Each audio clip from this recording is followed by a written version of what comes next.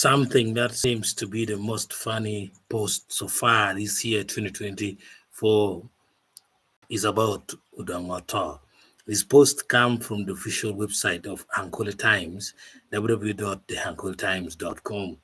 Now, the Ankole Times put the headline straight that panic as Odonga decides to choose 30 different positions to contest in 2026 elections. Well, we need to know whether Odonga had passed that election, but due to propagandas of some people talking that he killed Lokech and other pressures of his tension with Paul Lokech made him to leave for the son or the relative of Lokech, despite the court ruling in his favor. Now, the post of the Nile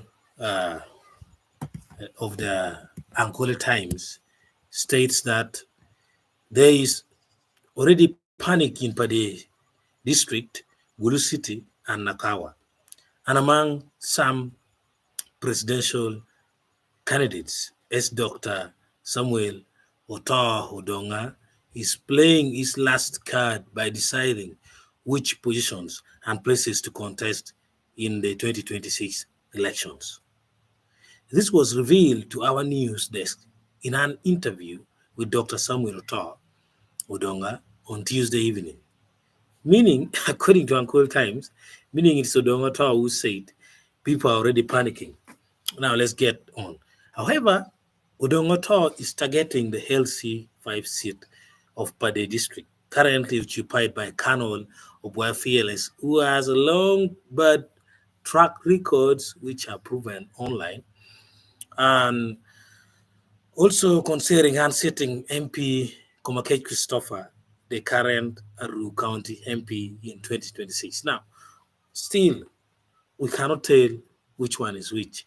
Does he want to unseat Odonga? Does he want to unseat Colonel Obuafiales SLC5, or gets back to his former position, which is being held by Komakech Christopher, who also hails from Pade. Now, they went ahead to say, in a related development, he wants to contest in Gulu City. As an MP, Odonga also mentioned that he is capable of being an MP in Nakawa division. Lastly, Odonga noted that he is even being advised to be a presidential candidate under the ticket of the RPP party if the time comes. Remember, Odonga is the president of the RPP. Now, Odonga added that no intimidation will be tolerated in the forthcoming 2026 election. His votes were allegedly reached and declared without his presence in Pade district, which is true, as the court also nullified it, but he just decided to forgive it, as I started it very clearly.